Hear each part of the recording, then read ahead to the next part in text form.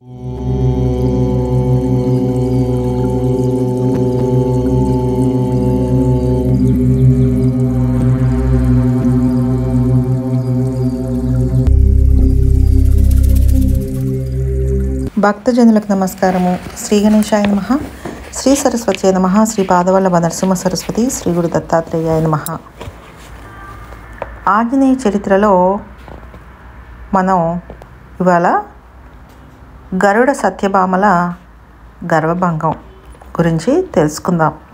ఇప్పుడు చెప్పుకున్న కథలో నారద తుంబరులు తమ గర్వాన్ని తమంత తాముగానే హనుమంతుడి దగ్గరికి వచ్చి పోగొట్టుకున్నారు. కానీ కొన్ని సందర్భాలలో వివిధ అవతారాల్లో ఉన్న విష్ణుమూర్తి స్వయంగా హనుమంతుడిని వినియోగించి కొందరు సన్నిహిత భక్తులకు గర్వభంగాలు, జ్ఞానోపదేశాలు చేయించాడు. హనుమంతుడు స్వయంగా నిరహంకార మూర్తి కనుక, పరిపూర్ణంగా త్రిమూర్తి అంశాలు కలవాడు కనుక శ్రీహరి ఆయనను తనతో సమానంగా భావించి ఆయన చేత ఇలాంటి గర్వభంగ కృత్యాలను చేయిస్తూ ఉండేవాడు.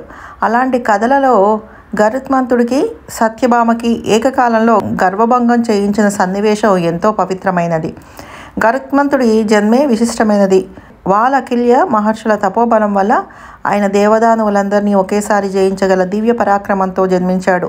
అయినా అపూర్వమైన పుణ్యబలం వల్ల వేదాలను ఉపాసించి వేదమయమైన స్వరూపాన్ని సాధించి ఆ పుణ్యబలం వల్ల సాక్షాత్తుగా శ్రీహరికి వాహనమయ్యే అదృష్టాన్ని చూరగొన్నాడు.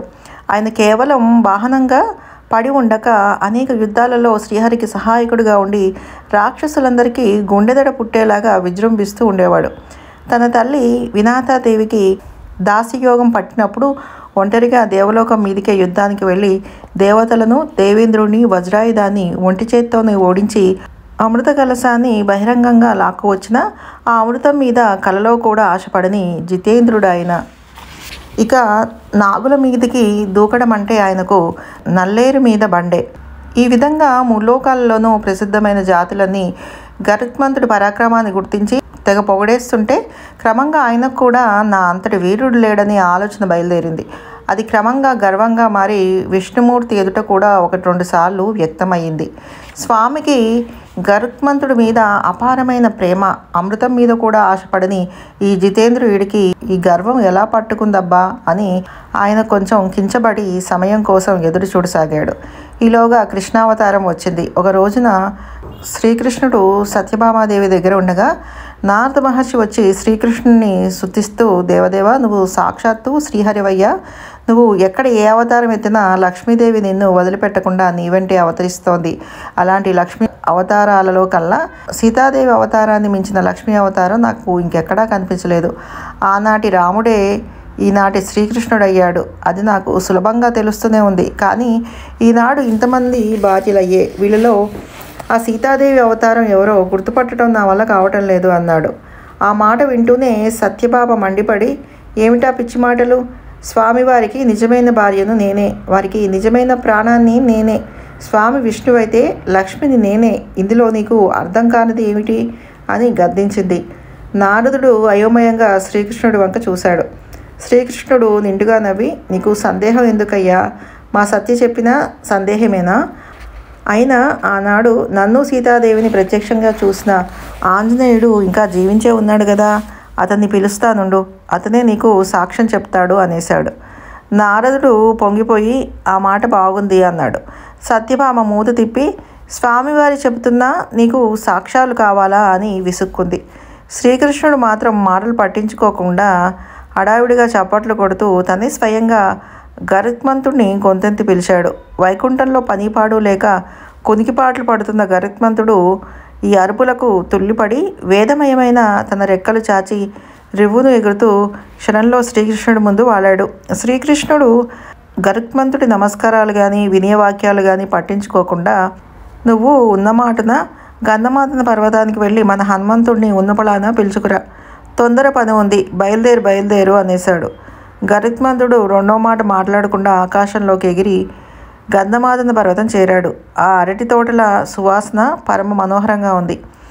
ఇది కేవలం అరటిపూల సువాసన కాదురా, ఇది తపస్సుల పరిమళంరా, ఇది రామనామ సౌరభంరా అనుకుంటూనే గరుత్మంతుడు ఇటు అటు వెతికి హనుమంతుడున్న చోటు పట్టేశాడు. ఆ సమయానికి హనుమంతుడు మంచి యోగనిష్టలో ఉన్నాడు.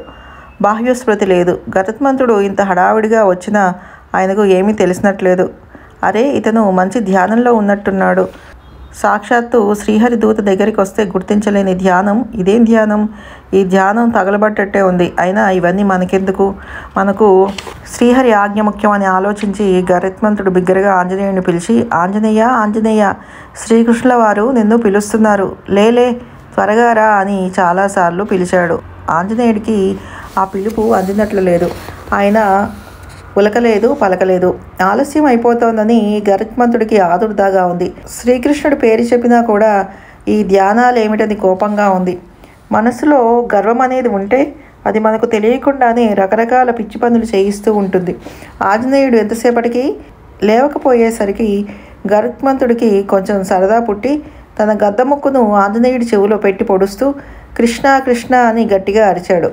కృష్ణ కృష్ణ అనేది గద్దలకు సహజమైన అరుపు. అప్పటికి ఆంజనేయుడు కదలకపోయేసరికి గరుత్మంతుడు ఆయన ముక్కులో తన ముక్కు పెట్టి గట్టిగా గెలికాడు.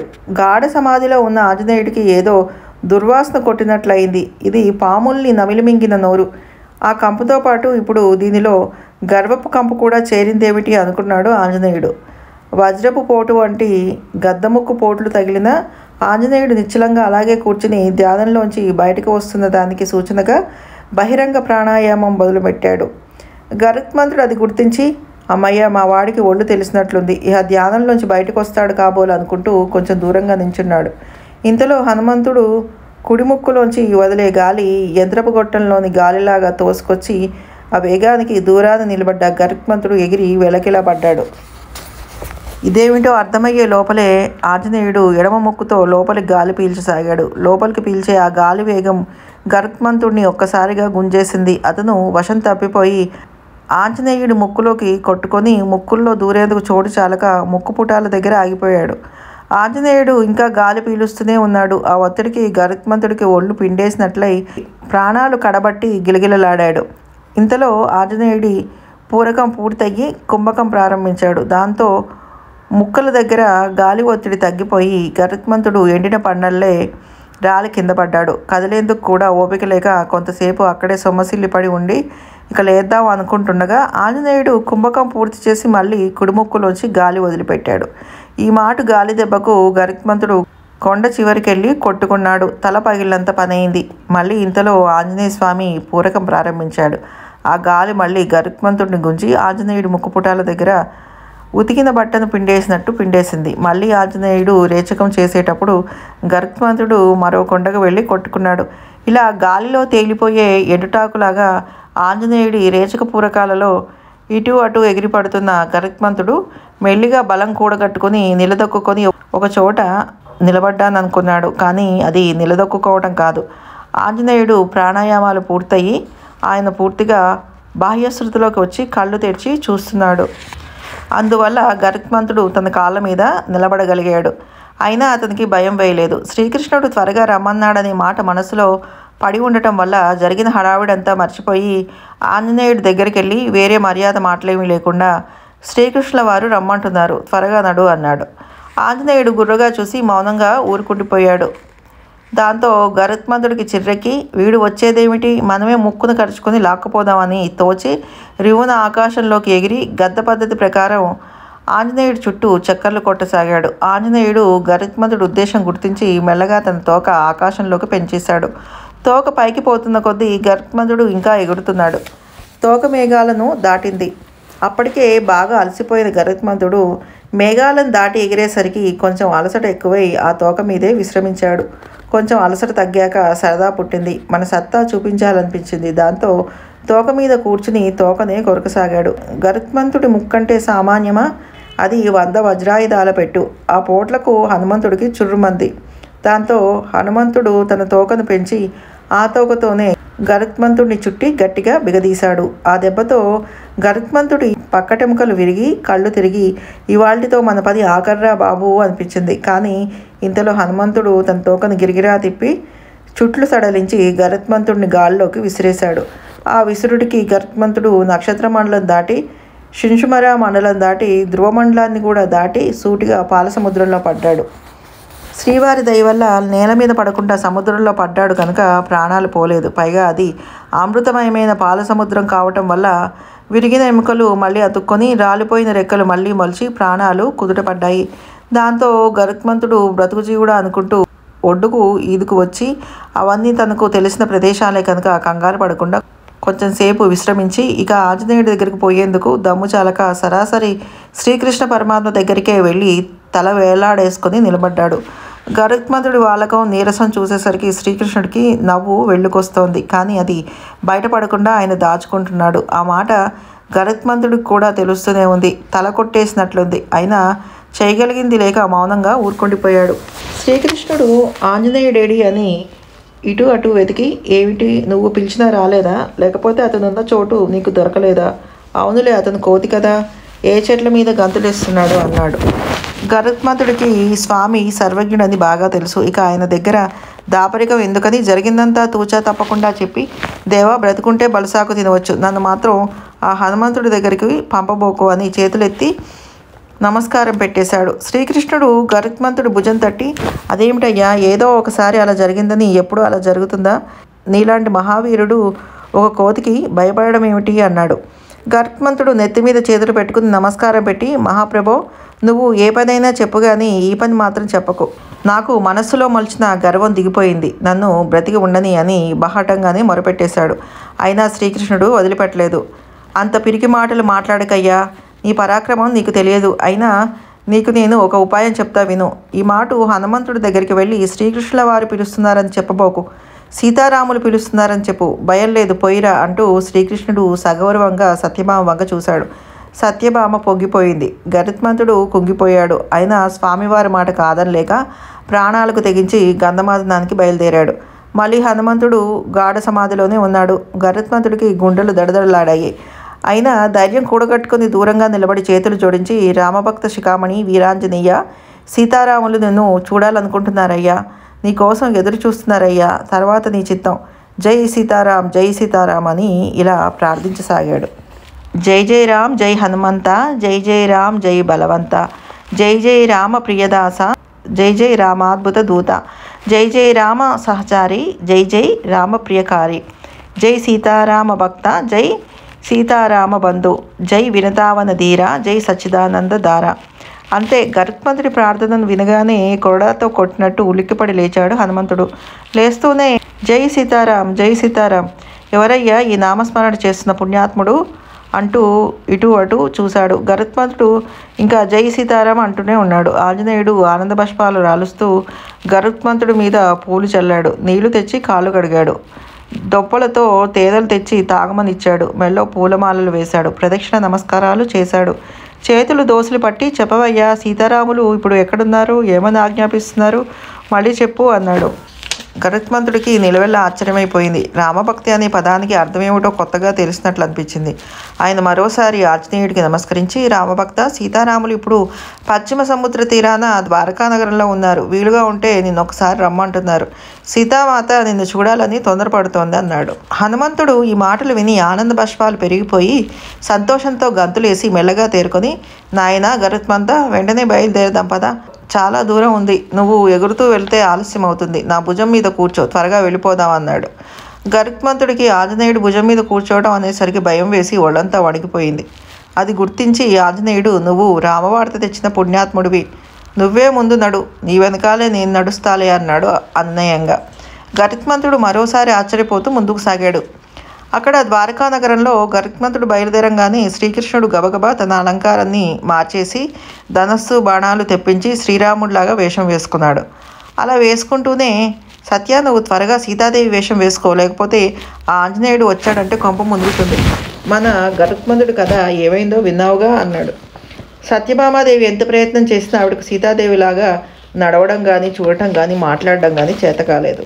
అప్పటికే గరుత్మంతుడు ఆంజనేయుడు ఊరు బయటకి వచ్చేశారని తెలిసింది. ఆంజనేయుడికి ఊళ్ళో జనం రామనామ స్మరణం చేయటం లేదని, ఊళ్ళో ఎక్కడ రామ విగ్రహాలు కనిపించడం లేదని, గుర్రుగా ఉందనే వార్త కూడా వచ్చేసింది.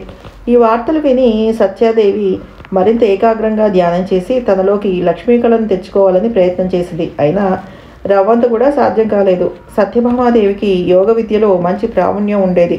యోగ బలంతో ఏదైనా సాధించగలనే గర్వం కూడా ఉండేది. ఇప్పుడు సౌందర్య గర్వంతో పాటు యోగ గర్వానికి కూడా బీటలు మొదలైనాయి. మరోపక్క నారదుడు, అమ్మా సీతాదేవి తొందరగా రా, ఆంజనేయుడు వచ్చేసరికి శ్రీరాముడు పక్క సీతాదేవి లేకపోతే స్వామివారి పని ఏమవుతుందో మనం చెప్పలేమని ఒకటే గోలగోల చేస్తున్నాడు. చివరికి సత్యభామాదేవి తలదించుకొని శ్రీకృష్ణుడి పాదాల మీద పడి, స్వామి నాలో లక్ష్మీ కళ కనిపించడం లేదు, మీరు దయచేసి రుక్మిణీదేవిని పిలిపించండి అని ప్రార్థించింది. శ్రీకృష్ణుడు భయపడిపోతూ, ఇదేం మాట సత్య, ఇప్పటిదాకా నీ భవనంలో ఉండి ఇప్పుడు రుక్మిణీ భవనానికి ఎలా వెళ్ళేది? ఈ దారిలో నేను ఒంటరిగా ఆంజనేయుడికి దొరికానంటే ఇంతే సంగతులు. దీనికి నువ్వే ఏదైనా ఉపాయం చూడాలి. అసలు ఏమీ అక్కర్లేదు, నువ్వే పక్క నుంచో చాలు అన్నాడు. శ్రీరామ స్వరూపంలో దేదీప్యమానంగా వెలిగిపోతున్న స్వామి పక్క నిలబడడానికి ఆమెకు గుండెలు చాలడం లేదు. ఆమె చెంపలేసుకుని స్వామికి మరోసారి నమస్కారం పెట్టి తనే స్వయంగా పరుగులు తీస్తూ రుక్మిణీదేవి ఇంటికెళ్ళి ఆమెకి పరిస్థితిని వివరించి, అక్క నా గర్వం దిగింది, నువ్వే లక్ష్మీ అవతారానివి, నేను ఇప్పుడు ఆ మాట గుర్తించాను, నువ్వు వెంటనే సీతాదేవి వేషం వేసుకుని మన స్వామివారిని రక్షించాలి అంది. రుక్మిణీదేవి నవ్వి, చెల్లి పిచ్చి కుదిరింది, తలకి రోగలి చుట్టూ అన్నాడంట. అలా ఉన్నాయి నీ మాటలు. నేను లక్ష్మీనైతే మనం స్వామిని రక్షించే వారమా? పైగా దానికి వేషాలా? ఈ ఆలోచనలు మాను, ఇద్దరం స్వామి దగ్గరికి వెళ్దాం, ఆయన ఏమి చెప్తే అది చేద్దాం, అదే మనకు రక్ష అని ఇద్దరూ కలిసి సత్యభామ మందిరానికి వచ్చారు. సరిగ్గా అదే సమయానికి రాజద్వారంలోంచి గరుత్మంతుడు ఆంజనేయుడు వచ్చారు. అంతఃపుర ద్వారంలోంచి రుక్మిణి సత్యభామలు వచ్చారు. స్వామివారు రామస్వరూపంతో మంచం మీద కూర్చుని ఉన్నారు. హనుమంతుడు లోపలికి అడుగు పెడుతూనే అమ్మా అంటూ రుక్మిణీదేవి కాళ్ళ మీద పడ్డాడు. ఆవిడ ఆనంద బాష్పాలు రాలుస్తూ హనుమ అంటూ అతని చేతులు పట్టుకుని శ్రీరామ ప్రభువు దగ్గరికి నడిచింది. ఆయన లేచి ముందుకొచ్చి హనుమంతుడిని కౌగులించుకున్నాడు. కుశల ప్రశ్నల కబుర్లలో ఎప్పుడు కూర్చున్నారో శ్రీకృష్ణుడు రుక్మిణి మంచం మీద పక్కపక్కనే కూర్చున్నారు. ఆంజనేయుడు నేల మీద చతికిలబడి వాళ్ళ పాదాలు ఒత్తుతున్నాడు. సత్యభామ గరుత్మంతులు చెరో చామరం తీసుకుని వాళ్ళ ముగ్గురికి చామరాలు వీస్తున్నారు. నారదుడు ఈ సన్నివేశం చూసి ఆనందంతో నాట్యం చేస్తూ వీణానాదం చేస్తూ వాళ్ళ ఐదుగురి చుట్టూ ప్రదక్షిణంగా తిరిగి, స్వామి నీ లీలలు అద్భుతం, నువ్వు క్షణానికో వేషం వేస్తావు, క్షణానికో చక్రం తిప్పుతావు, నువ్వు ఎన్ని చేసినా అమ్మే, అమ్మకు వేషాలు లేవు, అమ్మకు చక్రాలు లేవు, నీలోని కరుణే అమ్మ, ఆ అమ్మే మాకు దిక్కు అంటూ సాష్టాంగ వందనం చేశాడు. ఇటు గరుత్మంతుడు అటు సత్యభామ కూడా తమ తప్పులను క్షమించమంటూ రుక్మిణీ కృష్ణులకు మరోసారి వందనాలు చేశారు. ఆంజనేయుడు ఇదంతా అర్థం కాక అయోమయంగా చూస్తుంటే రామస్వరూపంలో ఉన్న శ్రీకృష్ణుడు చిద్విలాసంగా నవ్వి తన మెడలో ఉన్న రత్నాలహారం ఒకటి తీసి ఆంజనేయుడి మెడలో వేసి, ఏమీ లేదయ్యా, నిన్నొకసారి చూడాలనిపించి నేనే పిలిపించా. ఆనాటి అవతారంతో పాటు ఈ అవతారం కూడా చూడు. ఈనాటి అవతారానికి గుర్తుగా ఈ రత్నహారం నీ మెడలో ఉంచు. ఇది ఎవరికి ఇవ్వబోకు సుమా. ఈ అవతారంలో కూడా నీతో కొన్ని పనులు ఉన్నాయి. మనవాడే గరుత్మంతుడు వచ్చి పిలుస్తూ ఉంటాడు, లేదా నేనే పిలుస్తా, పిలిచినప్పుడు కాస్త వస్తూ ఉండు అన్నాడు. వెంటనే నారదుడు అందుకొని, రామభక్త శిఖామణి, నిన్ను పిలవకుండానే నీ చేత నాకు మా తుంబరుడికి గర్వభంగం చేయించారు. ఇప్పుడు నిన్ను పిలిపించి నీ ద్వారా ఇటు గరుత్మంతుడికి ఇటు మా పిన్నమ్మ గారికి గర్వభంగాలు చేయించారు, మళ్ళీ పిలుస్తానంటున్నారు. ఈ మాట ఎవరికి మూడుందో కదా అని వీణ గబగబా మోగించి ఇలా హనుమను అభినందించాడు.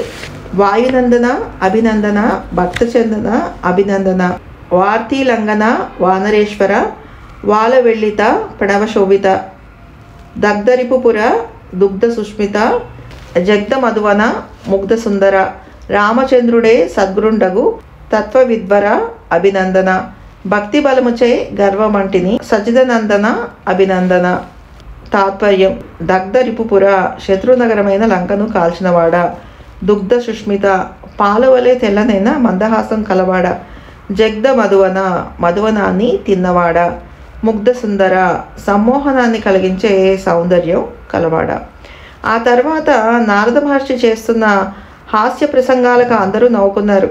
ఆంజనేయుడు వినయంగా అందరి దగ్గర సెలవు తీసుకొని వెళ్ళిపోయాడు. తర్వాత కథలో ఏం జరిగిందో రేపు చూద్దాం. సర్వం శ్రీగురు పాదారవింద అర్పణమస్తు. సర్వే జన సుఖినో భవంతు. శుభం భూయాత్.